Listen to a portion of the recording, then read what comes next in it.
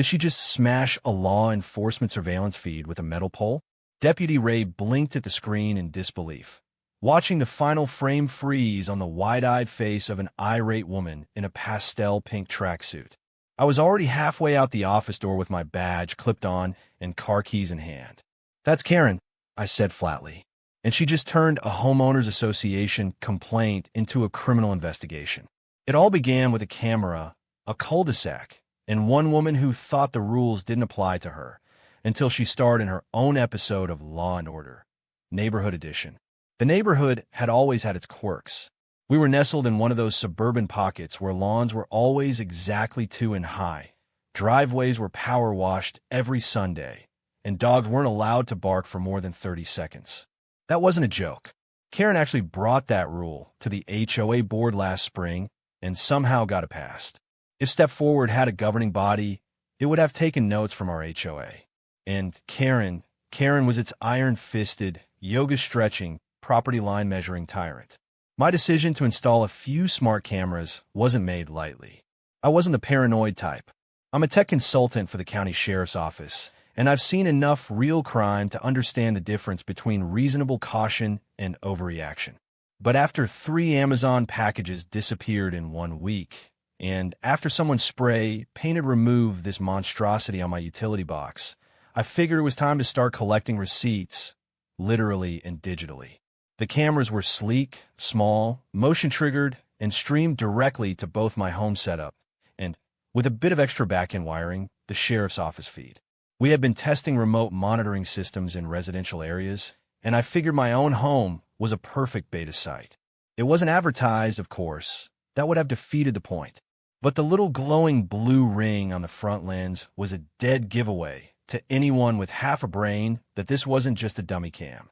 Karen, unfortunately, had slightly less than half. The first email came the next morning, a politely aggressive message from the HOA citing an unapproved security installation. Then came a knock at the door. I opened it to find Karen standing with a clipboard in one hand and her small dog Muffin shaking in her other arm like it had just witnessed a double homicide. She looked me up and down like I'd tracked mud onto her wedding dress. "We have very strict aesthetic codes, Mr. Weston," she said, gesturing to the camera with the tip of her pen like it might bite her. "This sort of tech surveillance equipment can intimidate neighbors, especially children." "It's facing my porch," I replied. "And your newsletter last week warned us about porch pirates." "I'm trying to help." She blinked. "That doesn't mean we need a Big Brother situation on Sycamore Lane." I was tempted to ask her if she even read 1984, but instead I smiled and pointed to the HOA charter I had already printed and highlighted in anticipation. According to Section 3.44c, outdoor security devices are allowed as long as they don't obstruct public walkways. Mine are within my boundary line. Karen pursed her lips so tight it looked like she was trying to swallow a lemon. She left without another word. Over the next few days, I noticed Muffin began pooping suspiciously close to my lawn ornament. Someone left HOA pamphlets stuffed in my mailbox, including outdated bylaws and exaggerated warnings about residential surveillance abuse. I ignored it. I had work to do, and petty HOA politics were background noise to me, until the day Karen's noise became impossible to ignore. It was Saturday.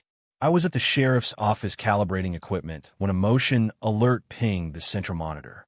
Deputy Ray and I both turned as one of my security feeds popped up. There on the screen was Karen, charging up my driveway like she was storming a castle. She didn't knock. She didn't shout. She just pulled a metal pole, one of those collapsible garden stakes, from her oversized tote bag and started swinging at my camera like it owed her money. Hello, friends. If you're new here, then don't forget to hit subscribe button. And if you like, then hit the like button also. And don't forget to tell me in the comments where you're from watching this video. We sat in silence for a moment as she smashed the unit clean off the siding. Pieces flew. The lens cracked, but even in its final seconds, the camera sent one last high-res image. Karen, face contorted in fury, staring straight into the blinking live stream icon. "Is that her real name?" Ray asked, mouth open. "Unfortunately, yes." "You want me to call this in? I want to personally bring her the bill." I raced back to my house and found the carnage right where the feed had cut out. The camera lay in fragments across the garden bed. The siding was dented. My mailbox flag had been snapped clean off, too. Bonus damage, I guess. But what Karen hadn't realized was that the destroyed camera wasn't the only one watching. I'd installed a secondary cam tucked in the birdhouse across the yard, and it had caught everything from a better angle, including the swing, the smirk, and her dramatic exit where she nearly tripped on her own shoelace. By the time I pulled the backup footage and burned it to a thumb drive, the sheriff's office was already prepping a case file. I didn't need to push hard. Karen's face, recorded on a live stream monitoring platform used in an active public safety pilot, was enough for them to flag it as interference with law enforcement equipment. And the best part? The entire stream had already been automatically backed up to the cloud. That evening, I sat on my porch with a lemonade in hand, watching the sun dip low behind my newly reinstalled camera. This one had a reinforced bracket. Karen's porch light flicked on across the street. She stood in the doorway, staring at me, arms crossed. I gave her a small wave and pointed up at the lens. It blinked back once, slowly blue, and Karen finally realized she just picked a fight with someone who had everything on tape. The silence in the neighborhood the next morning was eerie. Normally by 9 o'clock, you'd hear someone leaf blowing, a kid getting hollered at for biking too fast, or a sprinkler clicking along on a schedule Karen had personally approved. But that day, not a peep. It was as if everyone collectively decided to tiptoe around the ticking bomb that was about to go off, because word travels fast on streets lined with nosy neighbors and HOA gossip chains. And when the sheriff's department cruiser pulled up to Karen's driveway that morning, it was like dropping a live grenade into a box of wine. Karen had clearly expected a routine morning. She was in her robe, holding muffin and talking to another neighbor, when the deputy stepped out. She tried her usual charm, smiling, hands on hips, pretending like the law showing up at her house was some big misunderstanding. But the deputy didn't fall for it. He handed her a printed photo, a still frame of her caught mid-swing, face wild, camera fragments flying. Her smile dropped. She glanced across the street, saw me sipping coffee on my porch, and turned a shade of pale that even SPF 100 couldn't block. She wasn't arrested, yet, but she was warned officially. The report was filed as malicious destruction of property with potential interference in a public surveillance test, which might sound bureaucratic, but when it came out at the next HOA meeting, it sounded like music. Karen stormed inside, slammed the door, and blinds were immediately drawn. And just like that, Sycamore Lane's reigning queen, Bee, was suddenly a recluse. But no one was fooled. If anything, the community's curiosity was piqued. Later that afternoon, I received a knock at the door. I assumed it might be another neighbor asking for details or offering popcorn, but to my surprise, there stood Karen, her demeanor dramatically different. Gone was the clipboard warrior. In her place was a woman trying to look vulnerable, carrying a tray of cupcakes that were clearly from the supermarket and still sealed in plastic. Muffin wasn't with her. I opened the door and let her speak first. "Hey," she said, with the kind of tight smile people reserve for awkward holiday dinners. "I wanted to apologize. Things got a little out of hand yesterday." "You don't say," I replied, not moving from the doorway. She held out the tray. "Cupcake." I looked at it, then back at her. "Are they booby-trapped?" Her smile twitched. "Very funny. Look, I didn't know your camera was part of Cher's program. I thought it was just, another homeowner trying to film everyone for no reason. So that made it okay to destroy it?" She hesitated. "No, I got carried away. I've been stressed." "Karen," I said calmly, "you're not being sued for being stressed. You're being investigated for swinging a metal pole at a recording device that streams to law enforcement. That's not a misunderstanding. That's a felony." The cupcakes started to tremble slightly in her hands. She looked down, as if practicing a scene from a courtroom drama where she was the misunderstood protagonist. "Can we just forget this happened? As neighbors? It's better for the whole community if this doesn't go further." I leaned against the doorframe. "You really want this to go away?" "Yes," she said too quickly, her voice hopeful. "Absolutely. Then you should probably start with the HOA board, because they'll be seeing the footage at the next meeting." Her face fell. "You wouldn't." "I would. And I already did. She turned and walked away, the tray still in her hands, forgotten cupcakes wobbling with every angry step. As soon as she was back inside, I heard the sound of a slammed door, and what might have been a scream, muffled by thick curtains. I couldn't be sure. I wasn't the only one who witnessed her tantrum either. Apparently, a couple of neighbors had caught her original camera assault on their phones too, just from different angles. The sheriff now had enough visual evidence to stage a multi-camera breakdown if he wanted. Karen was on cinematic display. The next few days were strange. Karen went on a full-blown PR campaign. She sent out an apology newsletter through the HOA mailing list, a typed, single-page document titled, "Let's Move Forward Together." It was full of half-apologies, vague references to misunderstandings, and flowery language about unity. But what cracked everyone up was that she spelled my name wrong 3 times and called my camera an aggressive digital sentinel. One neighbor said it sounded like she was fighting the Terminator, not an outdoor Nest cam. But her charm offensive didn't last long. The board had received the footage, and they were not impressed. Apparently, Karen had been walking a thin line for years, harassing other residents over garden gnomes, blocking pool access over unpaid fines, even trying to get a single dad evicted because his Christmas lights exceeded lumens. She had always gotten away with it, thanks to her manipulation and fear tactics. But now, with actual video evidence and a sheriff's report backing it, the tide had turned. At the HOA meeting, Karen arrived early and tried to take her usual seat at the head of the table. But the board president, Frank, normally her biggest supporter, gently told her to take a regular chair. Her face flushed. Again, I sat near the back with several neighbors who hadn't attended a meeting in years, but showed up with popcorn this time. Frank stood, cleared his throat, and then dimmed the lights. And then he hit play. The footage rolled like a highlight reel from a bad reality show. Karen marching up the lawn. Karen swinging wildly. Karen screaming something about spy tech ruining the neighborhood. Every gasp in a room felt like applause. She interrupted once, tried to explain, but Frank silenced her with a raised hand. "Let's all see the full context," he said firmly. After the video ended, there was a long pause. One board member muttered, "Holy crap." Another whispered, "She's unhinged." Then Frank announced that a motion had been raised to formally censure Karen for misconduct and abuse of authority. They couldn't vote to remove her just yet. That required a full community vote, but the wheels were turning. And for once, they weren't turning in Karen's favor. She stood up to respond, visibly shaking. "This is a coordinated attack," she said, eyes darting around the room. "This is surveillance terrorism. He's violating our rights. It's harassment." Frank nodded toward me. "You mean the guy whose property you vandalized?" "I was protecting my community." Another board member stood. "By attacking a sheriff-monitored device?" "Karen, this isn't about community anymore. It's about you." Karen left the meeting in tears. For the first time in years, she didn't stay to take questions or hand out HOA citations like candy. And as people filtered out of the meeting room, there was a strange buzz in the air, like the first breath after a storm had passed. People smiled. Someone joked about setting up a community movie night with the footage. Another neighbor high-fived me. The reign of Karen was starting to crack, and the hammer she used to rule it had just smashed her right in the face, on camera, in high definition, with multiple backup angles. The following morning brought a different kind of tension to the neighborhood.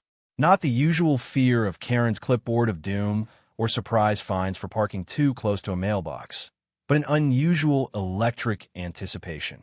For once, people weren't worried about who was in trouble. They were waiting to see what Karen would do, now that she was. Her pristine white SUV didn't leave the driveway. Her porch lights stayed off, and even Muffin wasn't walked that day. But while Karen might have gone silent, the retaliation had only just begun. It started with something small. My mailbox, which had survived years of weather and HOA drama, suddenly wouldn't open. A quick inspection revealed someone had crammed it full of sticky candy wrappers and glue. The next morning, my motion sensor pathway lights were pulled out and tossed into my flower bed like weeds. Then came the real kicker. Someone smeared peanut butter into the electronic lock on my side gate, jamming it beyond repair. The entire neighborhood knew Karen didn't own a dog with opposable thumbs or a peanut butter obsession. and the timing was too suspicious to ignore. She was striking back, not with open rage this time, but with stealthy, childish sabotage. I didn't confront her. Not yet. I knew the best way to deal with someone like Karen wasn't to escalate, but to document. So I installed more cameras. Not just any cameras. These were birdhouse cams, lawn ornament cams, even a small dummy rock that actually recorded in 4K. Every inch of my property became a movie set, with Karen as the likely future star. And just to ensure the tech didn't raise alarms, I made sure everything looked subtle. The mailbox cam was triggered by vibration. The porch sensor fed a live stream directly to an encrypted drive. I wasn't just protecting my property now, I was building a case. Meanwhile, the HOA board had started to shift in attitude. Frank, the president, called and asked if I'd consider joining a new residential technology subcommittee, which was his polite way of saying, we need someone who knows what they're doing to clean up the mess Karen left behind. I politely declined, but agreed to advise when needed. What I didn't tell Frank was that I was already coordinating with the sheriff's office to provide weekly summaries of Karen's escalating behavior. This wasn't just neighborhood drama anymore. It was a pattern. Karen didn't stay quiet for long.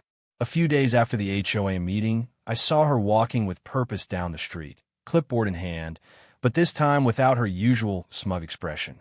She looked rattled, like someone had pressed fast forward on a game she thought she controlled. She passed my house, didn't make eye contact, and headed toward the community pool where a group of kids were hanging out after school. I wasn't sure what her angle was until I got a call from one of the parents later that evening, saying Karen had demanded they sign out their kids for unauthorized congregating. It was so absurd it would have been funny if she hadn't tried to enforce it with fake HOA violation slips. Things escalated when I caught her tampering with my garage sensor. She was subtle, crouching low at night in a hoodie and gloves, clearly aware she might be watched. But what she didn't know was that one of my newest cameras had a motion-activated spotlight and an audible alert. The moment she touched the unit, the light snapped on and a robotic voice said, "Warning, recording in progress."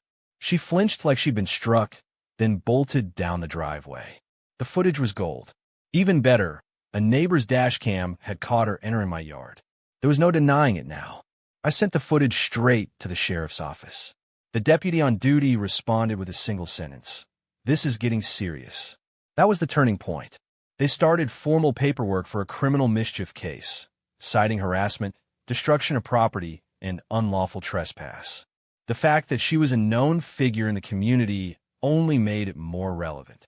They needed to set an example. At the same time, I sent a sanitized version of the footage to Frank and the rest of the HOA board. They were appalled. One board member, Sheila, called me to apologize for years of letting her do whatever she wanted. She said they were drafting a motion for emergency removal from her position, pending a full neighborhood vote. The winds had shifted, and Karen's fortress of control was now made of paper and wishful thinking. But the most satisfying moment came completely by accident.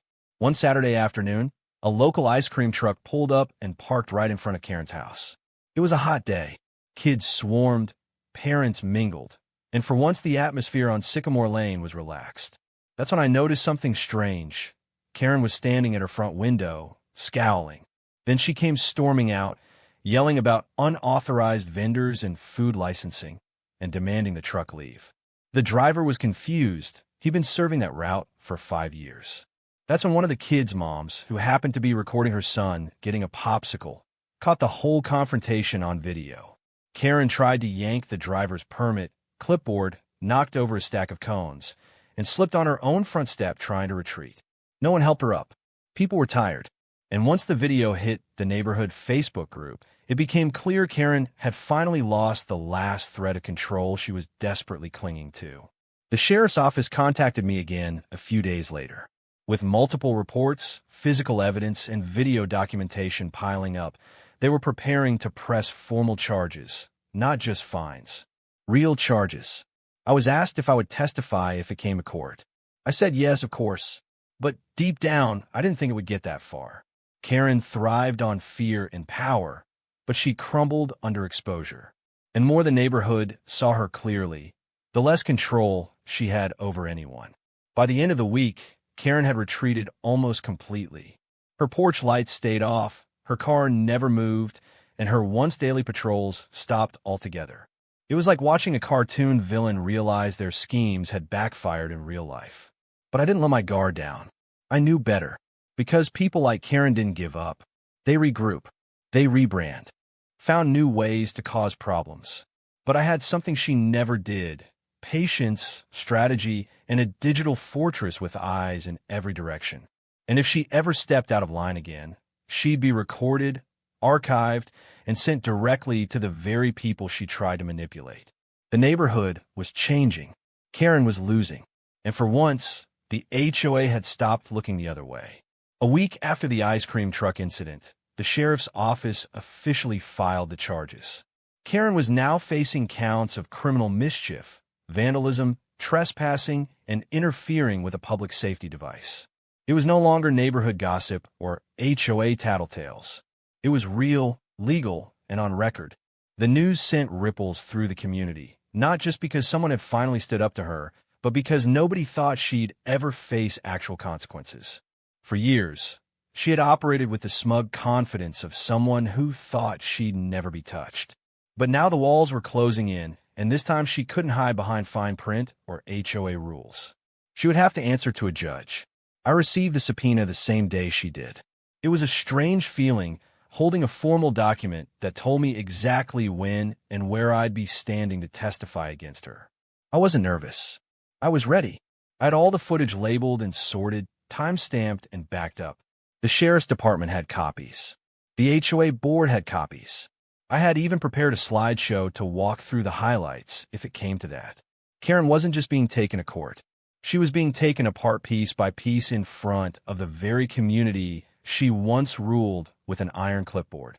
The morning of the hearing, I arrived early and sat quietly near the front of the courtroom. Karen came in through the opposite door, dressed in a beige pantsuit that looked like it had never seen a wrinkle or a real moment of humility.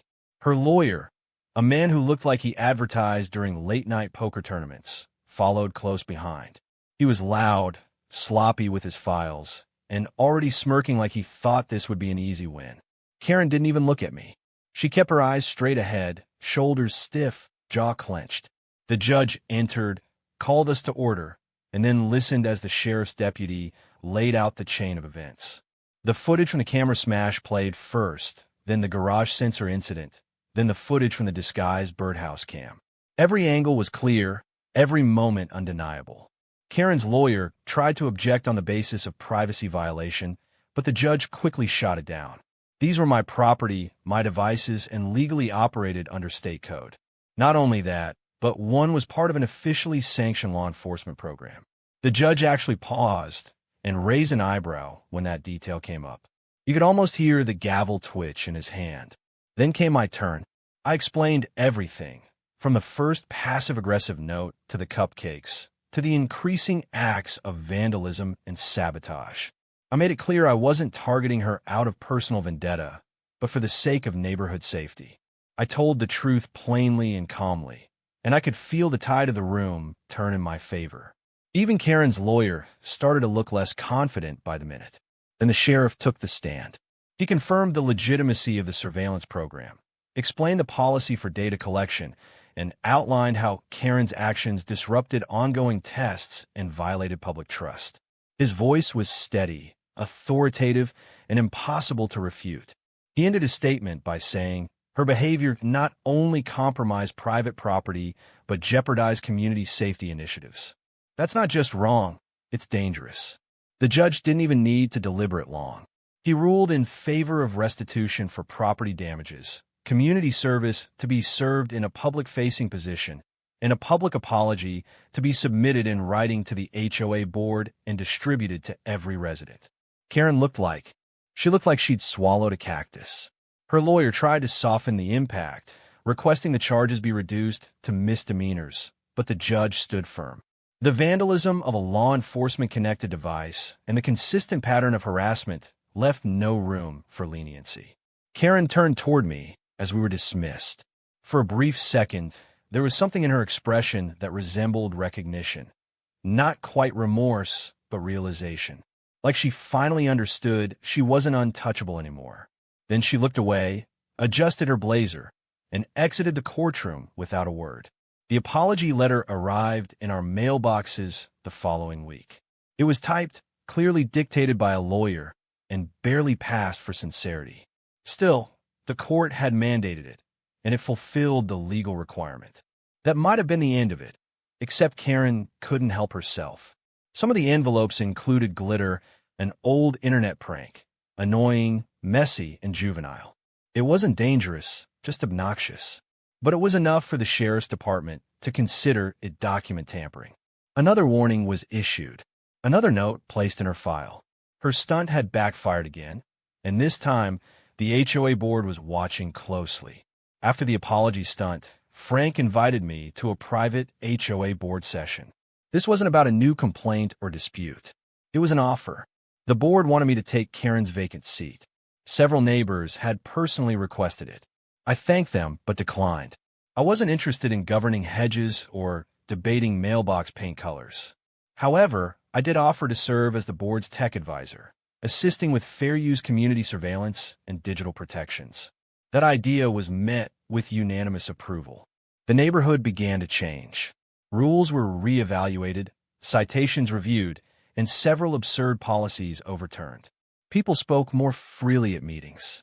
The fear of being slapped with a violation for leaving a recycling bin out an hour too long began to fade. Karen, once the loudest voice in the room, was now a quiet shadow. Her house sat dark most evenings, blinds drawn, porch light off. Technically, she still lived there, but her influence had vanished. One weekend, walking past her place with a neighbor, I noticed a new camera installed above her garage. It looked like a Ring cam, sleek, modern, the same model I'd once used. The same one she destroyed. I chuckled quietly and kept walking. The irony was rich, but I didn't need to say a word. She was now living in the world she'd once punished me for embracing, and she relied on it for her own safety. I never celebrated outwardly. I didn't throw a party or post the courtroom footage online, though many neighbors joked about it. What I felt wasn't triumph. It was peace. Not the peace of revenge, but of resolution. I had stood up to someone who had bullied an entire community, and I'd done it with truth, technology, and a little patience. The final touch I added to my property was a wooden sign, small, simple, staked beside my new camera. It read in clean red letters, "Smile. The sheriff's watching." And just beneath it, in smaller font, "Thanks, Karen." It stayed there all year. It had been a month since Karen's court ruling, and the neighborhood had never felt lighter. People walked their dogs with real smiles. Kids played basketball in driveways again without fear of being cited for noise violations. And for the first time in years, someone dared to host a barbecue on their front lawn. It wasn't that Karen had moved. She was still very much present, lurking behind drawn curtains. But her grip on the community had shattered. What remained was a street slowly relearning how to breathe. HOA meetings became true discussions instead of lectures, and neighbors who once whispered now spoke freely, often laughing about the past like survivors of a ridiculous suburban dictatorship. Still, despite the peace remained, but I didn't forget the chaos she had caused. And deep down, I knew she wasn't finished. People like Karen rarely retire quietly. They wait, watching for cracks in the wall so they can slither back through. My camera stayed up, not out of paranoia, but out of good sense. They weren't hidden anymore. In fact, I'd added tasteful signage near my mailbox that read, "Live monitored for community safety." One neighbor even asked if I could help him set up a similar system. Before long, half the block had at least one smart camera pointing outward. It wasn't surveillance anymore. It was mutual protection, born from the ashes of one person's tantrum. And Karen hated it. I knew because I'd catch glimpses of her peeking from behind her blinds, scowling at the signage, then vanishing again like a groundhog that spotted its shadow. There were no HOA bylaws left to stop us. She'd burned every bridge and was now isolated in the very neighborhood she once ruled.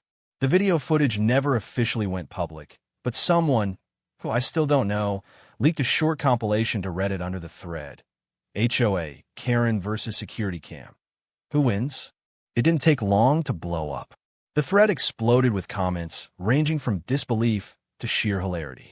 Someone remixed her camera smash into a dubstep beat. Another user looped her slipping on her porch with the caption, "Instant Karma, HOA Edition." The video hit 1 million views in under 2 days. Karen never acknowledged it publicly. But 2 days after it went viral, she canceled her lawn service and began receiving packages with no visible delivery. It didn't take a genius to realize she was trying to avoid being spotted outside. Around that time, Frank from the HOA reached out again, not with another invitation to join the board, but with news. The board had reviewed old fines and citations Karen had issued during her time as vice president. Dozens were found to be illegitimate. Residents were being refunded. In some cases, Karen had faked committee votes to push through personal vendettas. An overgrown bush here, a Halloween decoration she disliked there. One resident discovered she'd been fined for a swing set that didn't even exist anymore. The board issued a formal, community-wide apology for their past inaction. A new oversight system was introduced. No single board member would ever again hold unilateral power. It was the kind of change people had only dreamed of, and now it was real thanks to the chaos she had unwillingly unleashed. Then came a moment none of us expected.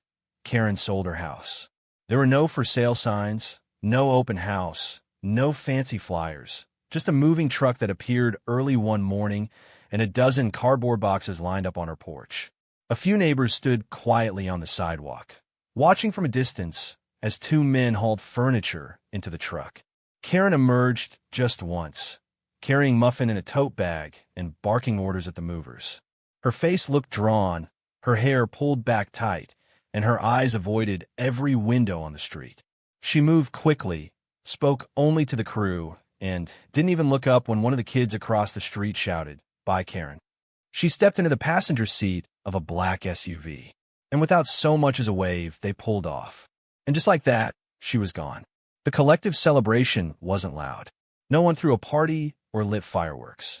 But there was a shared sense of relief that hung in the air like the first breeze after a humid storm. Someone left a thank you note on my porch, handwritten and neatly folded. Another neighbor baked a loaf of banana bread and left it with a sticky note that read, "To our favorite digital superhero." I didn't need praise, but I appreciated it. What mattered most was that the community had found its voice again, and no one would ever let someone like Karen take it away. Weeks passed, and the neighborhood settled into a new rhythm. The HOA meetings became shorter and more productive. Kids started a little Saturday bike club. Frank installed new benches in the park area.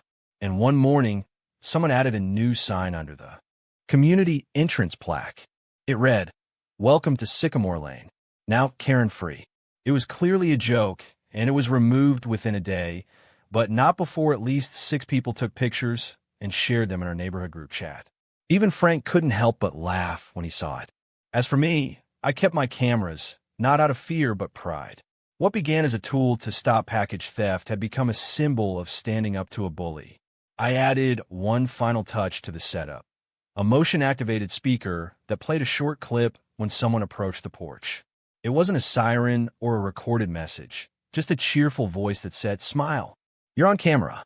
Unless you're Karen, then run."